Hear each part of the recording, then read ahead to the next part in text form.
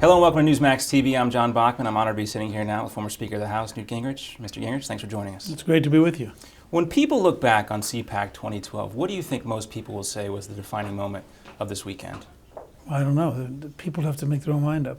In my case, I tried to lay out the clear case that CPAC was created to take on the Republican establishment, and that this has been part of a 50-year-long struggle going back to the draft Goldwater movement, and that there are huge differences between where America would go and where the establishment would go. And I tried to outline step by step how we could make America successful again by basically changing how Washington works.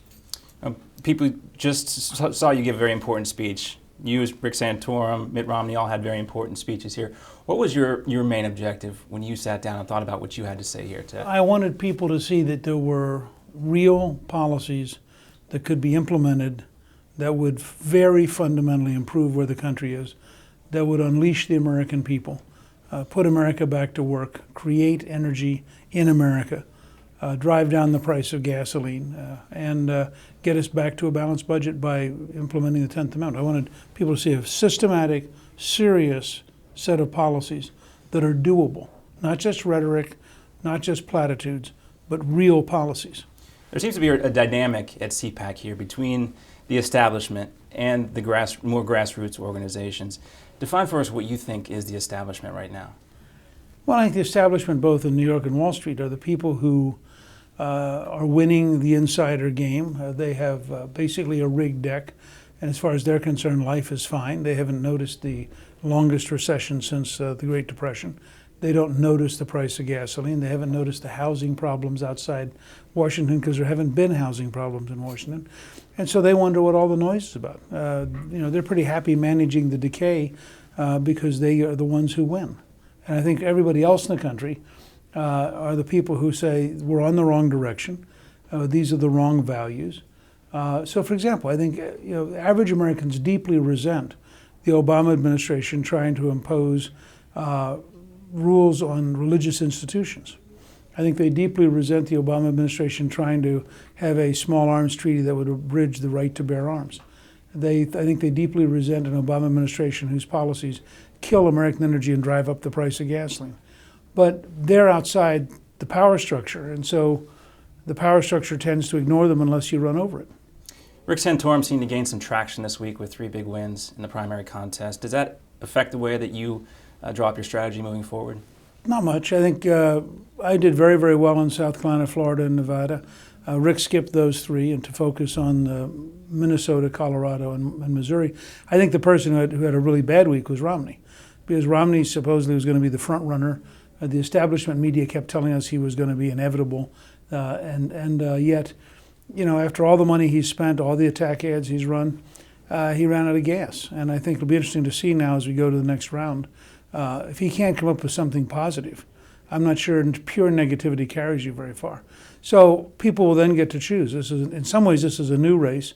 And part of the purpose of my speech today was to outline, if you want really to have a dramatically bigger employment future, I have a tax policy that gets you there. If you want to have more manufacturing, then replacing the Environmental Protection Agency with a brand new Environmental Solutions Agency is vital. If you want to have a stable future Social Security system, giving our young people a chance to have a personal Social Security savings account based on Chile and based on Galveston, Texas, is an enormously better system. And so I'm trying to say this ought to be a race between bold solutions that actually meet the country's challenges and the kind of timidity that is typical of Washington politics. Well, President Obama, his administration made a pretty big shift today on the birth control mandate in his health insurance legislation. Do you think he honestly cares about what the Catholic bishops think, or do you think it was solely a political move? Well, first of all, I don't know they made a big shift. I think it's a clever maneuver, which may actually be worse, not better. I want to explore carefully. A number of leading Catholic intellectuals believe this is actually worse. It's certainly worse as a matter of conscience. Second, I don't believe that President Obama cares anything about what Catholics think. He voted for infanticide as a state senator. He has been relentlessly hostile to traditional religions. I think that his administration doesn't share any of the values, and they proved that. They might temporarily maneuver for the purpose of getting through an election, but I think everybody ought to look at that and say to yourself, what do you think he'll do the week after the election? And I don't think any reasonable person can believe that what they were doing isn't what they believe in. And that's the question that a lot of Republican voters are asking. Which one of these candidates is the real conservative? Why are you the real conservative? Well, I think it's frankly, people want something real done. We've watched Washington fail. We've watched Obama and the Congress fail. Lots of people can make speeches. I am the only candidate in the race who led a national campaign that led to the first Republican majority in 40 years. I'm the only person in the race who led to a campaign which led to the first re-elected majority since 1928. I'm the only person in the race who actually led the effort to reform welfare. 2 out of 3 people went to work or went to school. And I'm the only person in the race who actually led the effort to pass a tax cut for the first time in 16 years, the largest capital gains tax cut in history. Unemployment dropped to 4.2%. 11 million new jobs were created. And as a result, we were able, working with Bill Clinton, to get 4 consecutive balanced budgets for the only time in your lifetime. Now, nobody else in this race has anything like that scale of being able to actually get something done. I'm clearly conservative. My American Conservative Union voting record is far higher than Santorum's, for example, and Romney's clearly just a moderate. But the question is not just, are you conservative? The question is, can you actually get Washington to work? And do you have programs big enough that if you get them to work, they'll actually move the country? I think my track record is pretty good at doing that. Well, let's talk about the Middle East now. There are 19 Americans basically being held hostage in Egypt. Why do you think that there hasn't been more done, or why hasn't the Obama administration taken a more proactive role in stopping that? You know, the Obama administration reminds me of Jimmy Carter in its weakness and in its self-deception. Carter had the American hostage crisis in Iran, and he just couldn't bring himself to deal with it. And so it dragged on for months and months and months. In many ways, this is worse than the Iranian situation. Here you have a government we've propped up, a government whose military depends on us for maintenance and for logistics, a government which depends on us for $1.3 billion a year in tax-paid assistance, and a government which can't feed its own people. And I think that the idea that we're going to be impotent in the face of this dictatorship is crazy.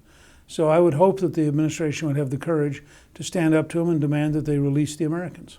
And there seems to be some friction between the Muslim Brotherhood-led government in Egypt now and the military, which is actually controlling things over there. Does that just speak to how dangerous the situation is and how it could implode at any moment? Well, look, I think that the Obama administration has been literally deluded about how the Middle East works. In the recent elections, the Muslim Brotherhood, which we have considered a very dangerous organization, won the largest block of votes. The second largest block of votes was won by a group that's more radical. So when you look at the future of Egyptian society at the current state, it's pretty grim.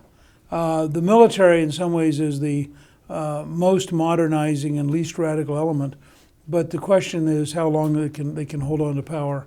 And frankly, this whole maneuver with the Americans, I think, is an effort to whip up nationalism on behalf of the military. And I think that it's pretty outrageous. Well, focus back on home issues now. And President Obama is set to release his budget. It's going to have another $1 trillion deficit in it. What would President Gingrich's budget look like if you were releasing one tomorrow? Well, it would be so radically different, it's hard to imagine. I mean, I would abolish the Department of Energy.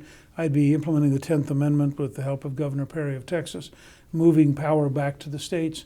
I would apply a fundamental modernization of all the bureaucracies to save about $500 billion a year. We would bring in American Express, Visa, or MasterCard to handle Medicare and Medicaid and cut out between $60 and $110 billion a year that currently goes to crooks because the federal government's so inefficient and incompetent. It would really be it would be such a different budget that it's pretty hard to compare the two. And it comes time for that final debate down in Boca Raton. It's you and President Obama on the stage. What's the last thing you would say to the American people to make your case why you should be president? This is a fundamental choice between reasserting American exceptionalism, the Declaration of Independence, the Constitution, the Federalist Papers, the things that have made us the freest country in history, and a radical who believes in a very different system and who will move us to a Washington-dominated, bureaucratically administered, politician-defined future that bears no resemblance to the America we were born into. This is the most important election of our lifetime. All right. Speaker Gingrich, thanks for talking to us. Thank you.